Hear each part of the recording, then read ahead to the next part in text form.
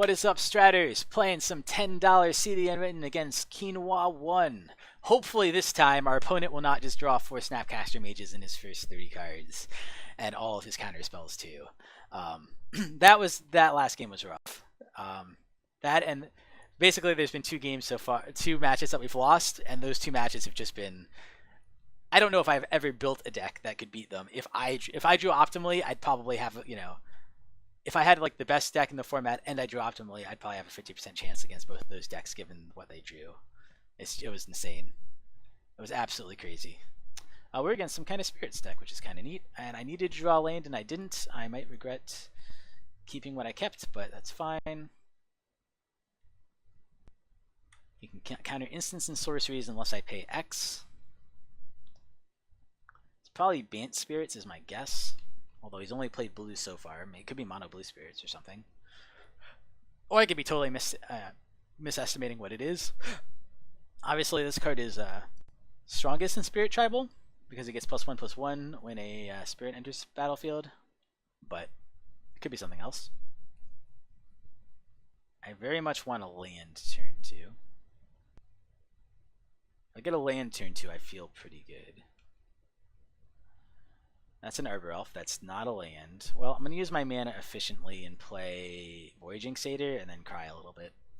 I did keep a 1-lander, so I knew the risk. I was on the draw, and this is a pretty heavy, I mean, not that heavy land, but I have enough lands that you will usually get lands. So I wasn't, like, super worried about it, but I'm certain to regret that.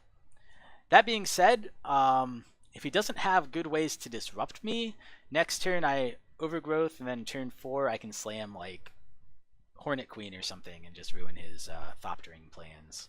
But let's see what he does. And if I get a land here, I feel extra good because I can Overgrowth plus Arbor Elf is probably what I do. The Snuggler Copter!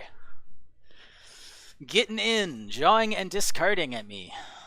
Doing 3 damage while it's at it, not bad. That card was banned for a reason. Oh, I've had to say... Hello, good luck. Impolite of me. One thing worth noting, although it's not relevant now, when I do get See the Unwritten, or Harmonize for that matter, this can sack to counter it. Oops, I meant to use the zoom.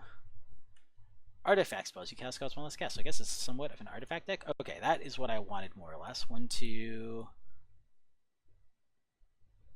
3. Overgrowth.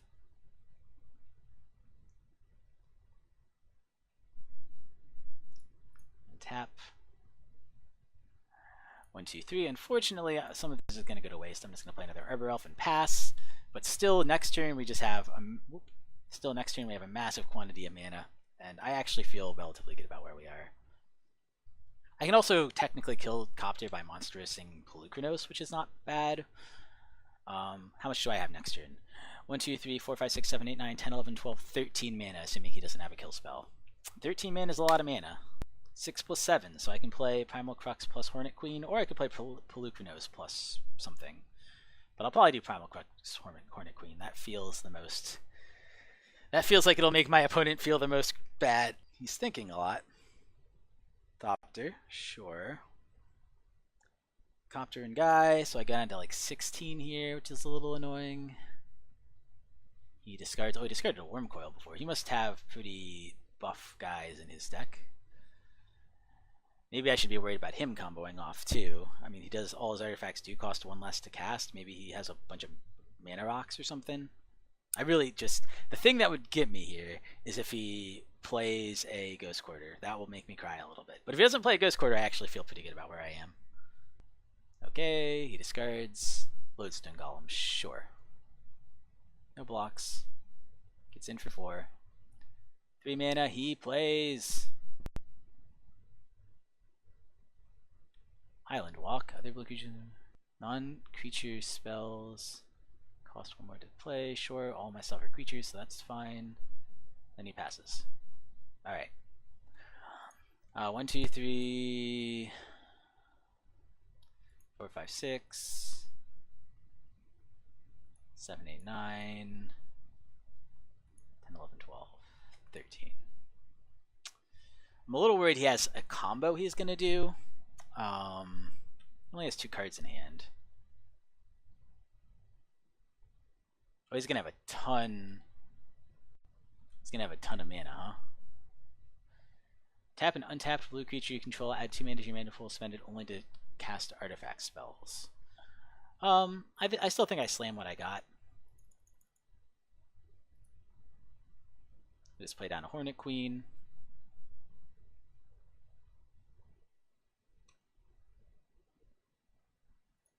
Play down Primalcrux. It probably would have been safer to just play down Polukranos there and sweep his board. And so in retrospect, that's probably what I should have done, because I could have killed a couple of his creatures at least. But as long as he doesn't have a sweeper spell, I feel relatively fine here anyway. But we'll see. We'll see what he has in those 2 cards. He's thinking a lot. He says I have the game. I agree. I think I have that game.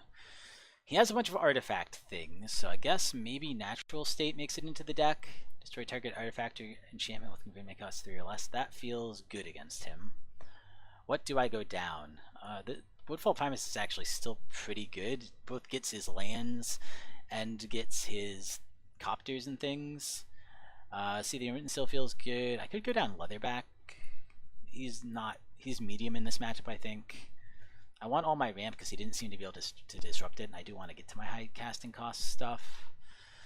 Oof. Yeah, it's hard. I want Natural State, but what the hell do I actually go down? I mean, it seems like my game plan was actually pretty good against him. I could go down the Harmonizes, although I do like drawing cards. Maybe I'll go down one Polukranos, although Polukranos felt good too because it's such a good removal spell.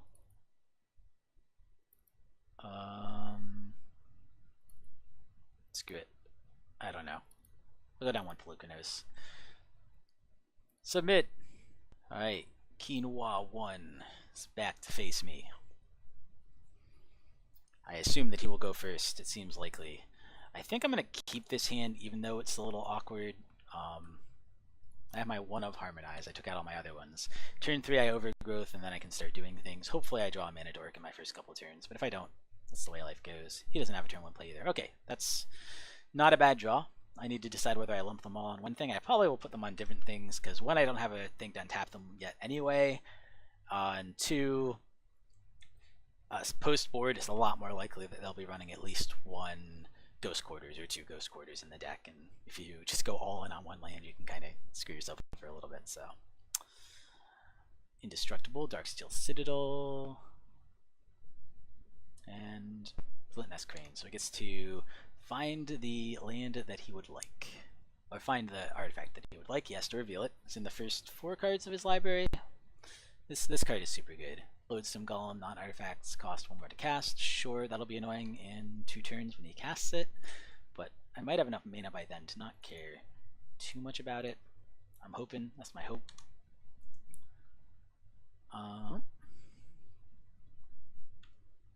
Unfortunately, I don't have enough to do everything I want to next turn. I can do Overgrowth, which is what I'm going to do, or I could do Harmonize, but I can't do Overgrowth plus Harmonize.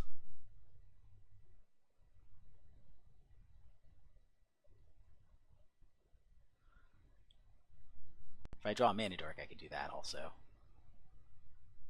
Artifact spells have Convoke. He still only has 3 mana though. He can't get to, oh, but he can get that out. Nice. So he's basically artifact combo. And he has a copter to put out. Nice. And then that's his turn.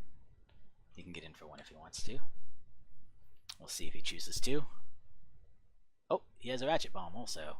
Alright, I guess he can get the Ratchet Bomb to 2 and do a little damage. That'll be pretty annoying. 1, 2, 3. Play this here. Unfortunately, though, I don't have anything else to play with it, right? 1, 2, 3. Yep. Nope. Alright. Pass turn. Lodestone Golem's coming out next turn, which is going to be annoying. He forgot to put a counter on his Ratchet Bomb, which is very good for me.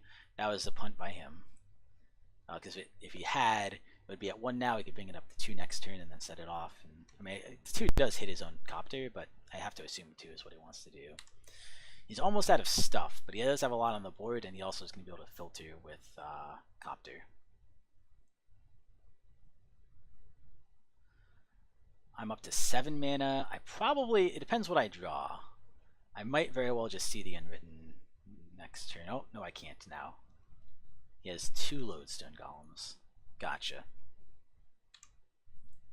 Well, get in there, smuggler. So I'm probably just harmonizing. Oh, that keeps me off of 3 mana. Maybe I can't even harmonize. Jeez. Well, that's his whole hand. He's done.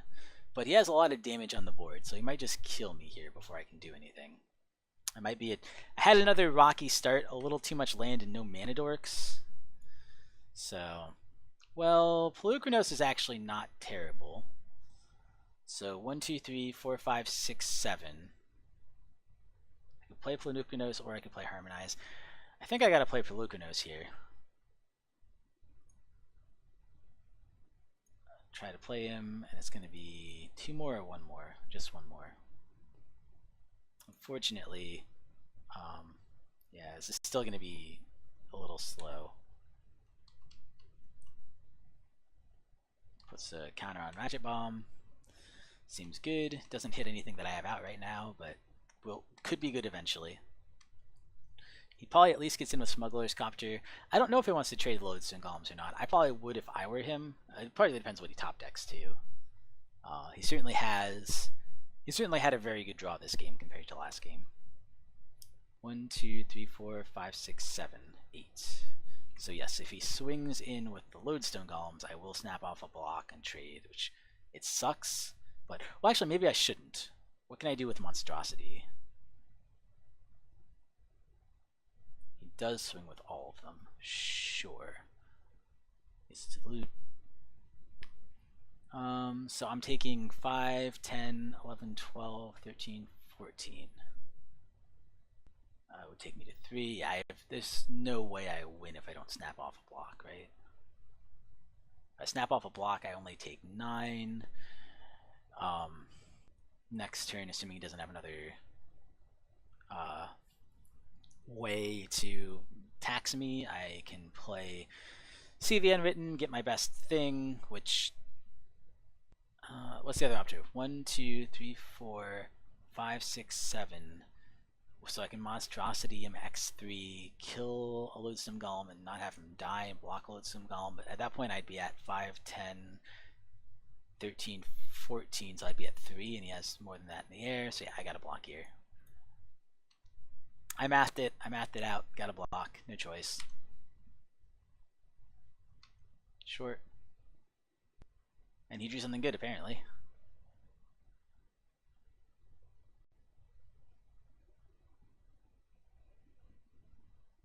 Okay, that's not a super big deal one. I am totally okay with this guy. So this costs 2 more, this only costs 1 more, but I think I'm still 1 short on it. If not, I would probably play this, destroy the Copter. He still might just have me at, no, because I can block this favorably. Well, we'll see. I think I don't have enough to play Woodfall. Oh, maybe I don't think so. I think I only have set 1, 2, 3, 4, 5, 6, 7, 8. Yeah, I only have just enough to play him, and Woodfall costs, I'm just gonna click him to see. He costs 9, right? So I have to see the Unwritten and hope I hit something like Woodfall Primus. I think that's my only shot. So let's see what I see. Let's see what I see in the Unwritten. Do I whiff? Do I hit a Woodfall Primus? Do I hit something big at least? Vorapede will slow him down by a turn, but won't do too much. But that's what I gotta take. So I get a Vorapede. It means I trade favorably with Lodestone Golem, but he still gets in for 4 in the air, and then I need to. He might just swing everything. I would probably swing everything if I were him. Oof, and he had a good top deck because he's anxious to play it. Oh, Golden Crane, sure. So I think I'm losing this game. I had a little bit of a wonky hand, and he had a really strong start, so not too much you can do. The fact that I am running Fertile Ground as opposed to Utopia Sprawl slows my deck down a lot. That's one of the big things I'll talk about at the end when I talk about things to improve the deck. One of the biggest things to improve is running Utopia Sprawl over Fertile Ground. He's going a little while. He reveals another Ratchet Bomb. Is that what he revealed? I actually don't. I guess so. Sure. He's gonna swing all. So. Yep, he has to draw and discard the same card. Or no, he's probably just gonna discard the Ratchet Bomb, honestly. Well, it depends what he gets, I guess. 1, 2, 3, 4, 5, 6, 7. Block Lodestone Golem. Go to 1. I probably just lose here, right? Yeah, I think so.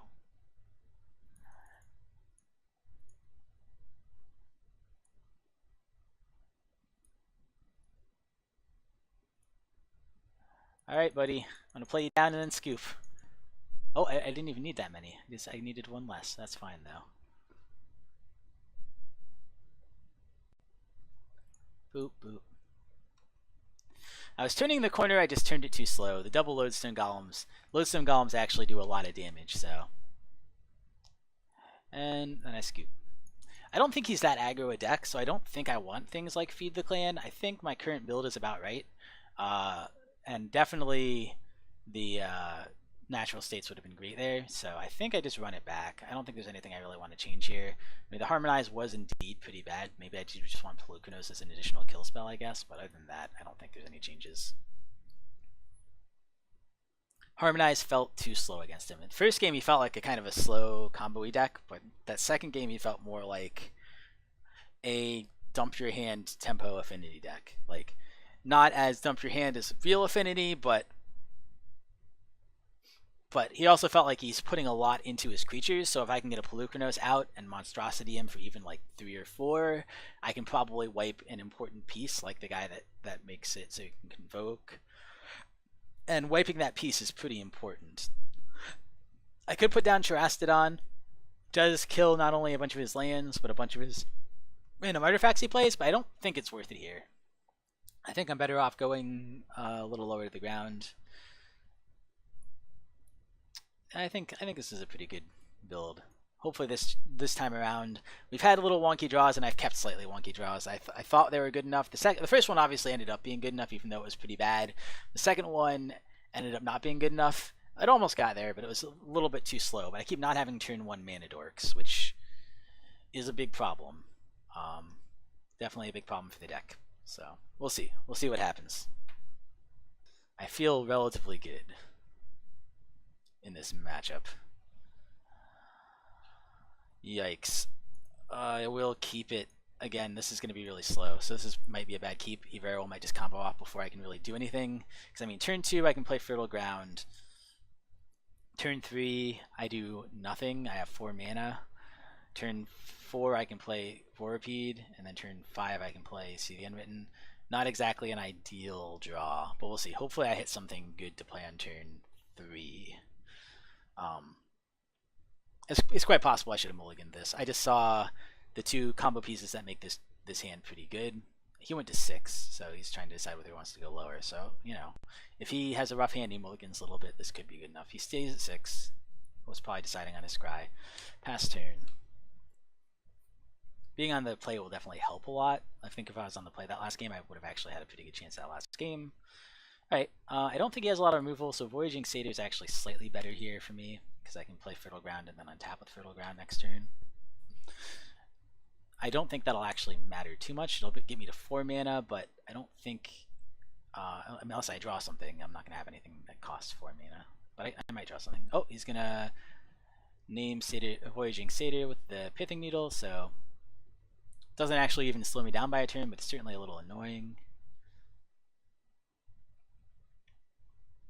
Activated abilities of sources with a chosen name can't be activated unless they're mana abilities. Untapping lands is not technically a mana ability, so you can name Voyaging Satyr. And he does. It doesn't really do that much to my game plan right now, though. It doesn't even slow me down by a turn. I drew a land anyway. I got to 3 mana. And I get in the beats, and then next turn I cast Vorapede, which hopefully he doesn't have like a counter for or something. But if he doesn't, then I go Vorapede into See the Unwritten, and I feel pretty good.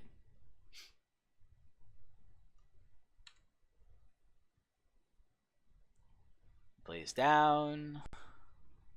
Gluttonous Crane, maybe? If he's stuck at 2 mana, I also feel pretty good.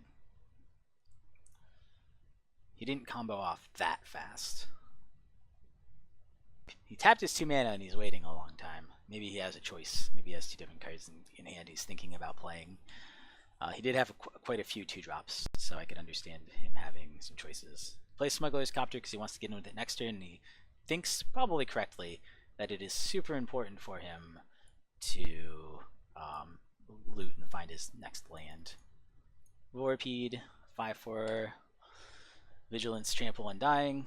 Seems pretty good. I will swing in with my Satyr. And then next turn, assuming nothing goes wrong, which I don't really think it will given his deck, I can slam See the Unwritten. So he plays out his creature, he's going to get to loot, he might get to drop another land if he loots into one. Probably Gluttonous Crane is my guess here. Nope. Hangerback Walker, sure, that's fine. Yeah, I think this time he's going to be too slow, is my suspicion. It's my hope, at least. I hope, it's not likely, but I hope I hit both of my, yeah, you get in for 3, that's fine.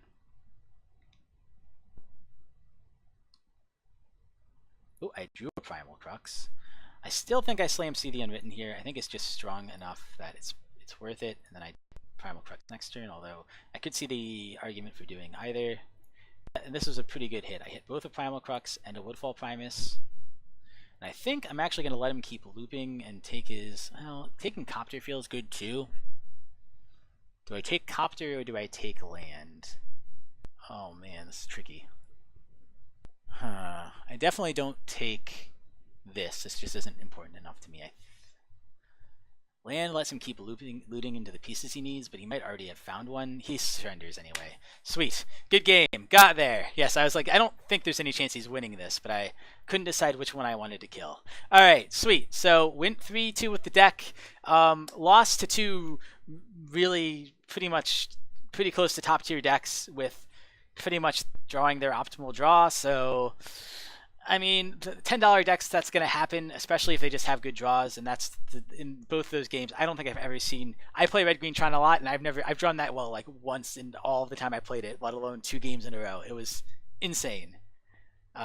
Just turn 4 Ugin 2 games in a row off of turn 3. I mean, I guess there is a slightly better line where you get turn 3 Karn, which is probably slightly stronger, but turn 3 Wormcoil into turn 4 Ugin 2 games in a row. Against the deck as slow as the one we're playing is just totally unbeatable. And then drawing 4 Snapcasters in your first 30 cards, and then just having all of your remans, again, against this deck, pretty much unbeatable. So those were 2 really hard matchups. I'll bring you the wrap up in a little bit. Thank you guys so much for watching. I don't care if I went 3-2 and didn't go do any better. I friggin' love this deck. It's so much fun. See the Unwritten is way underrated. It may not be quite as good as Tooth and Nail, but it is a super fun card. And I really like the fact that it costs 6 mana instead of 9, so it's much easier to hit. And so you get these kind of like, you don't have to wait to do the one turn Emrakul combo kill. You're doing this kind of mid-range game with Leatherback Baloths, but also Primalcrux and like Woodland Primus. And it's just kind of, I don't know, it's a lot of fun. I really like this deck. Anyway, thank you guys so much for watching. I'll see you next time. Hello, Stratters, Bobgar here. Welcome back to $10 Deck with our See the Unwritten in Modern. This is our wrap-up. So first off, I had a lot of fun with this deck. I really enjoyed playing it. I thought it was a lot of fun. We went 3-2. That's what we've gone in the last 2 also. The competition did feel a little tougher this week than it did the last couple weeks, but, you know, it's obviously about the same. But one of the things I was struggling with when coming up with this wrap-up is it feels like the deck doesn't have a lot of good matchups. I think most aggro matchups the deck is going to be just a little bit too slow for, and a lot of the super big Tron decks are also kind of a bad matchup because they run sweepers that also happen to kill our enchantments. And so that leaves like kind of mid-rangey decks and then control decks. And I think mid-rangey decks we have a pretty good chance against just because we go over the top of them. And we go over the top of them in a way that's not super susceptible to just like 1 or 2 single target removals. Because, you know, we're casting See them and then hitting 2 things. And we're playing mid-range stuff too. It's just slightly bigger than most mid-range things in Modern. But control, we don't have a great matchup. I mean, ramp decks typically have a very, very bad matchup against control because, you know, ramp decks usually run like one or two things. Like if you're running Tooth and Nail, like if you get your Tooth and Nail countered, you pretty much don't win the game. Whereas this at least does have a lot of redundancy. The threats are spread out. We have a lot of things that get us multiple things. See the Unwritten and Harmonize both kind of Harmonize will refill our hand, and See the Unwritten puts two creatures into play, so it makes it a little harder for control to contain us. But as we saw in our matches, though, we did not do super well against control. That was one of our harder matchups. But yeah, so this is the budget version that I made. I think it's at 13 now. When I made it, it was close to 10, but when I recorded the intro, which is what this slide was from, it was right around 11.50. So, you know, it's slightly over 10. I'm cheating a little bit, but still very, very inexpensive on Magic Online. It's all the way up at almost 100 in paper. That's just because some of the big creatures haven't been reprinted that much, and a lot of people like them. Probably they get played a lot in Commander and stuff, I would guess, and just in casual formats. Woodfall Primus is, you know, a cube staple, and so is Hornet Queen, so things like that. So let me show you a slightly more built-up version of the deck and what I changed in it. This is the slightly more expensive version of the deck I ran. It's about twice as expensive in paper and like 10 times more expensive on Magic Online, so it's up there pretty high. I made a lot of changes. I haven't actually tested this, so I don't know if it's better or not. I suspect it will be better, but a lot of the changes that I would make to make it somewhat better are not actually that expensive. So I think the most important change to make to the deck is to take the Fertile Grounds, the 2-mana land enchantment, and replace them with Utopia Sprawls, which is just a 1-mana enchantment that does pretty much, in a mono green deck, it basically does exactly the same thing. The only difference in normal decks is Utopia Sprawl, you have to set what color it taps for when you play the enchantment, and Fertile Ground you get to choose every time you tap it, but that's not relevant to a monocolored deck. And then the other big change is Garruk Wildspeaker. This card is just really good in these green rampy decks. If you have to stave off aggro, he can drop down 3/3s for you and stave off a bunch of the aggro strategies. If you need to ramp, he has a really good ramp package by untapping lands. He can even untap Nykthoses and give you a lot of mana that way. And he also serves as a win condition as long as you can have a board of some kind of creature. His ultimate is an inexpensive one, and it's an overrun effect. So I like Garruk Wildspeaker in this kind of deck a lot. The more questionable choices I made, I wasn't sure what to do. I toyed with putting at least one Emrakul in here too, which I cut from this version of it. But I put in 4 Primeval Titans for our top end instead of the other 7 or 8 mana cards we had, and that was because I felt like it just works really well in these rampy decks. It'll fetch you whatever lands you need, so if you need the Nykthos, it'll get you the Nykthos. It'll thin your deck, so you're a lot more likely to hit on things like See the Unwritten. I also added a kind of utility land package, so it can get you a Kessig Wolf run, and you're running a few dual mountains, so 3 wooded foothills to fetch them out, and then 2 stomping grounds. And so that's just so that you can basically tap into this Kessig Wolf run and trample over for a ton of damage if you're making massive mana and you don't have anything else to do. So that way, even if you have not a whole lot of creatures, you can just one-shot kill your opponent by getting out a Nykthos and a Kessig Wolf run and, you know, swinging in for 40 or 50 damage. So yeah, that's the non-budget version. That's the deck. That's the week's $10 deck. I hope you enjoyed it. I had a lot of fun making this one. This is definitely, of the 3 I made, this one is the one I had the most fun with. I mean, I think all 3 have been a lot of fun, but this is the one that I was gonna do week 2, but I saw that it went up in price, and then I checked week 3, and it had gone down like 50 cents, but now it's back up by $1.50. But whatever, it's close enough to $10, and it's a really neat mono green deck, so I suggest you check it out, and I will catch you guys next time. Thanks for watching. Hey guys, Bobgar here. I just really wanted to quickly say, if you enjoyed the video, please give it a like. If you enjoy my content in general and would like to see more of it, subscribe. I'll be coming out with more content in the future, and please leave me comments and let me know what I'm doing right, what I'm doing wrong, both in terms of production and in terms of my play and my deck building and all that. Thank you guys so much for watching. I really appreciate it, and I will see you guys next time.